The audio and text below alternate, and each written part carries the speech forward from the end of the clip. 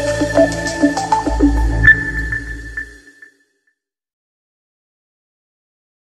दोस्तों, पाइथन के lecture series में आपका स्वागत है। आज हम लोग पढ़ने वाले हैं पाइथन में स्ट्रिंग हैंडलिंग के कुछ और फंक्शंस। हम लोग लगातार पिछले 2 क्लासों से पाइथन के स्ट्रिंग हैंडलिंग फंक्शंस ही पढ़ रहे हैं। चूँकि ये बहुत ढेर सारे हैं तो इनको हम लोग 2-3 वीडियोज़ में कवर करेंगे।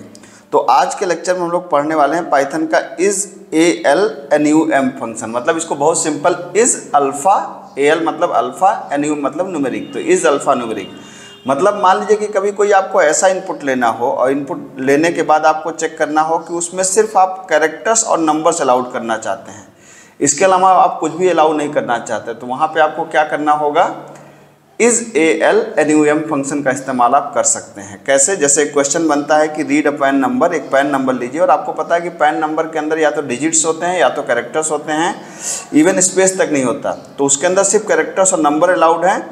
और आपको क्या करना है, आपको करना यह है कि उस पैन नंबर वैलिड है कि नहीं ये आपको चेक करना है। अगर पैन नंबर वैलिड है तब तो ठीक है, अगर वैलिड नहीं है तो आप एक मैसेज दे दीजिए, एरर मैसेज दे दीजिए भाई पैन नंबर आपका दिया गया वैलिड नहीं है। तो अगर इसको हमको बेसिक लॉजिक से करना हो तो काफ़ी समय लग जाएगा। अगर आप इसको वैसे करना चाहें तो बहुत ही आराम से हम लोग कर सकते हैं। कैसे? जैसे मान लीजिए कि आपने यहाँ पे कहा कि पैन नंबर है ना, तो पैन नंबर में आपने कहा इनपुट एंटर पैन नंबर। अब जो भी आदमी अपना पैन नंबर देगा तो उसके अंदर पैन नंबर में क्या होना चाहिए, स्पेस नहीं होना चाहिए। तो हमने कहा कि अगर PAN number dot is alphanumeric is equal to true, इसका मतलब क्या है, ट्रू कब रिटर्न करेगा, जब इसके अंदर या तो सिर्फ कैरेक्टर्स होंगे या तो सिर्फ नंबर्स होंगे या तो दोनों होंगे, ठीक है, तभी रिटर्न करेगा। तो इसका मतलब है कि दिया गया जो नंबर है, हम कह सकते हैं कि the given pan number is क्या, वैलिड। अदरवाइज अगर ऐसा नहीं है तो क्या कह सकते हैं, हम कह सकते हैं प्रिंट क्या, the given pan number is not valid. आप देख सकते हैं इसको, यहाँ पर आपने जैसे पैन नंबर दिया, मान लीजिए मैंने कहा BNXP समथिंग समथिंग समथिंग 67341, ठीक है, ये अब ये वैलिड है। अगर मान लीजिए कोई पैन नंबर किसी से मांगा जाए और आप कहें, मान लीजिए आपसे पैन नंबर मांगा जाए और आप कुछ भी कहें कि NMP@56$, तो ये गलत माना जाएगा, ठीक है, क्योंकि पैन नंबर के अंदर क्या अलाउड है, पैन नंबर के अंदर सिर्फ अलाउड है या तो नंबर्स या तो कैरेक्टर्स, अदर देन दिस कुछ भी अलाउड नहीं है। तो आप देख सकते हैं कि आपने सिर्फ एक फंक्शन के माध्यम से पूरी प्रॉब्लम को सॉल्व कर डाला, ठीक है। अदरवाइज आपको इसके लिए बेसिक लॉजिक लिखनी होती जो काफ़ी कॉम्प्लिकेटेड हो सकती थी, ठीक है। अब अगला फंक्शन हमारे पास कौन है, अगला फंक्शन हमारे पास है इज़ अल्फ़ा। बहुत इंपॉर्टेंट फंक्शन है कि अगर दिया गया कैरेक्टर या स्ट्रिंग में सब अल्फ़ाबेट हैं तो ट्रू रिटर्न करेगा। इज़ डिजिट, अगर एक कैरेक्टर या सारे कैरेक्टर्स डिजिट हैं तो ट्रू रिटर्न करेगा। इज स्पेस, चेक करेगा कि स्पेस है कि नहीं है। तो ये बहुत ही ज़्यादा फ्रिक्वेंटली यूज फंक्शंस है ये सारे, is alpha, is digit, is space. इसको कॉम्पिटिटिव कोडिंग में भी मैंने कई प्रॉब्लम सॉल्व कराई हैं, आप वहाँ पे देखेंगे बड़ा फ्रिक्वेंटली यूज़ होता है। जैसे इसकी एक बेसिक प्रॉब्लम को हम लोग सॉल्व कर सकते हैं कि काउंट कर सकते हैं कि कितने अल्फ़ाबेट और डिजिट्स हैं किसी भी दिए गए स्ट्रिंग के अंदर। मान लीजिए हम कोई स्ट्रिंग देना चाहते हैं और हम स्ट्रिंग के अंदर हम काउंट करना चाहते हैं कि कितने अल्फ़ाबेट हैं, कितने डिजिट्स हैं, ठीक है। मान लीजिए हमने इसी प्रोग्राम में, पैन नंबर वाले प्रोग्राम में ही चेक कर लिया कि भाई कितने हमारे पास पैन नंबर हमने मांगा और हमें काउंट करना है कि कितने अल्फ़ाबेट हैं, कितने डिजिट्स हैं। तो हमने मान लीजिए कि अल्फ़ाबेट के लिए अल्फ़ा इक्वल टू 0 और डिजिट्स के लिए डिजिट्स इक्वल टू 0। आप ये वेरिएबल दो ले सकते हैं, ऐसे ये दो वेरिएबल ले लिया आपने। अब आपने लूप चला दिया क्या, फॉर CH इन क्या, आप कह सकते हैं CH इन पैन नंबर। ऐसे भी लूप, मतलब स्ट्रिंग के केस में ऐसे भी आप लूप चला सकते हैं। ऐसे लूप चलाएंगे तो क्या होगा, जो भी आप स्ट्रिंग देंगे, जैसे मान लीजिए मैंने अजय दिया तो पहले A आएगा, फिर J आएगा, फिर A आएगा, कि कैरेक्टर उठा के अपने आप CH के अंदर चला जाएगा। अब यहाँ पे चेक कर सकते हैं कि CH डॉट इज डिजिट, ठीक है, आपने कहा CH इज डिजिट, तो इसका मतलब है कि, या इज़ अल्फ़ा कर लीजिए पहले, इज़ अल्फ़ा, तो इसका मतलब अगर ये ट्रू है तो इसका मतलब क्या है, इसका मतलब है कि एक अल्फ़ाबेट मिल गया। तो हम कह सकते हैं alpha is equal to alpha plus 1। अगर ऐसा नहीं है तो एलिफ कर लीजिए आप यहाँ पर, आप कहिए CH डॉट इज डिजिट, क्या जो दिया गया वो डिजिट है क्या, अगर डिजिट है, अगर ये ट्रू है तो आप क्या कर सकते हैं, digits is equal two digits plus 1। अगर ऐसा नहीं है तो चेक कर सकते हैं कि चलिए स्पेस भी काउंट कर लेते हैं, अगर कोई देता है तो जैसे स्पेस इक्वल टू हमने 0 कर दिया, तो हमने कहा कि एलिफ क्या cs डॉट इज स्पेस अगर ट्रू है तो इसका मतलब क्या है, space is equal to space plus 1।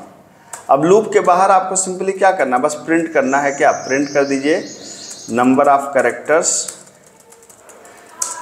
Is equal to comma, आपने क्या कर दिया अल्फा, प्रिंट कर देना है आपको नंबर ऑफ डिजिट्स, और इसके लिए आप क्या कर दिया, आपने डिजिट्स वाला चला दिया आपने, फिर प्रिंट कर दिया आपने क्या नंबर ऑफ स्पेसेस। तो अगर ये स्पेसेस है तो यहाँ पे देख लीजिए, यहाँ पे आ गया स्पेस, यहाँ पे आ गया, ठीक। तो अब जैसे यहाँ पे मैंने दिया, मान लीजिए कि हमने कहा BNXP 4532A है ना, तो गिन लीजिए इसमें कितने स्पेस, कितने कैरेक्टर हैं, 1 2 3 4 5, तो 5 कैरेक्टर्स हैं। डिजिट कितने हैं, 1 2 3 4, स्पेस नहीं थे। अब मान लीजिए, हालांकि पैन नंबर में तो स्पेस होता नहीं, लेकिन फिर भी हम लोग टेस्टिंग के लिए दे देते हैं।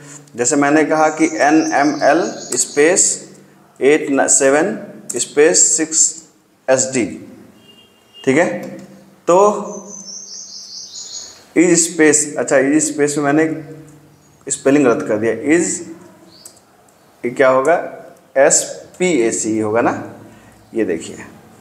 तो BNXP स्पेस 672A, तो देख सकते हैं 5 कैरेक्टर्स 3 डिजिट्स 2 स्पेस। तो आपने बिना किसी लॉजिक को, बिना स्काई कोड के यहाँ पे आप चीज़ों को बड़े आराम से सॉल्व कर सकते हैं, ठीक है। अब यहाँ जो अगले फंक्शंस हैं स्ट्रिंग हैंडलिंग के, इज लोअर इज अपर, ठीक है। तो इज लोअर इज अपर में ये बताता है कितने, इज लोअर मतलब जो दी गई स्ट्रिंग या कैरेक्टर लोअर में है कि नहीं, दी गई कैरेक्टर या स्ट्रिंग, ये दोनों को चेक करता है अपर में है कि नहीं। अब इस पर जैसे क्वेश्चन मैंने बना लिया कि read a name and count how many lower case and upper case letter in the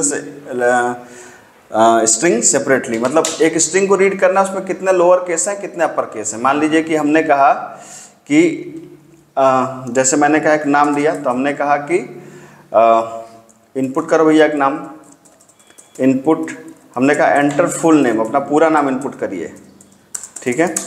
तो फुल नेम इनपुट करेंगे तो क्या होगा, जैसे मैंने इनपुट किया, मान लीजिए मैंने इनपुट किया कि अगर मान लीजिए मैंने इनपुट किया होता कि धनंजय कुमार शर्मा, तो आप इसमें देखिए एक तो बड़ा सा मेरा नाम है, तो एक कैरेक्टर कैपिटल है, फिर 2 कैरेक्टर कैपिटल है, फिर 3 कैरेक्टर कैपिटल है, और फिर स्मॉल कौन कौन से हैं, बाकी सारे स्मॉल्स हैं। तो हम इसको कैसे काउंट कर सकते हैं, हम इसको ऐसे काउंट कर सकते हैं कि क्या करना है कि आपको लोअर केस और अपर केस काउंट करना है। तो मान लीजिए हमने लोअर नाम से एक वेरिएबल बना लिया 0, और एक अपर नाम से एक वेरिएबल बना लिया, दोनों की वैल्यू क्या है 0,0। अब फिर वही लूप चला दिया फॉर ch इन नेम, एक एक कैरेक्टर करके लूप चलाया। हमने कहा कि if cs dot is upper, है ना, तो अगर अपर केस में है, मतलब इसका मतलब कैपिटल में है, आप ट्रू ना भी लिखें चलता है, बस इतना से बाय डिफ़ॉल्ट ट्रू ही मान के चलता है। तो अगर ट्रू है तो इसका मतलब क्या हुआ, इसका मतलब ये हुआ कि upper is equal to upper plus 1, नहीं तो क्या होगा, आपने कहा कि अगर cs डॉट इज लोअर, तो इसका मतलब क्या है, lower is equal to lower plus 1। तो अब देख लीजिए, अगर मैं इसको प्रिंट कराऊं कि प्रिंट, मैंने कहा नंबर ऑफ लोअर के अपर केस लेटर्स, तो ये कहाँ पे कैलकुलेट है, अपर के अंदर, और फिर मैंने कहा print number of lower case letters, आप देख सकते हैं कहाँ पे है, लोअर के अंदर। आप देखिए बड़े आराम से हो जाएगा। पहले एक छोटे सैंपल पर टेस्ट करते हैं। जैसे मैंने नाम दिया जे कैपिटल है, JAY, तो देखिए अपर केस 1 है, लोअर केस 3 है, ठीक है। लोअर केस 3 कैसे हो गया भैया, 3 कहाँ से आ गया, JAY में lower equal to lower plus 1, अच्छा ये मैंने गलत लिख दिया, लोअर प्लस इक्वल टू 1 मतलब lower equal to lower plus 1, ठीक है। फिर से चेक कराते हैं, ये देखिए मैंने इनपुट किया जय, ठीक है, आ गया सही। एक और चेक कर लीजिए, मैंने अपना एक बड़ा सा नाम इनपुट किया धनंजय कुमार शर्मा। आप देख सकते हैं कि लोअर केस लेटर 3 और अपर केस लेटर 3, सबके पहला कैरेक्टर कैपिटल है और बाकी सारे क्या है, स्मॉल है 17। तो 17 + 3 30 कुल मेरी लेंथ है स्पेस को छोड़कर, ठीक है।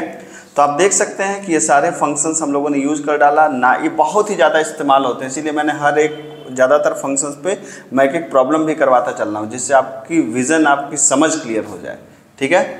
तो मिलते हैं अगले लेक्चर में। Thank you so much.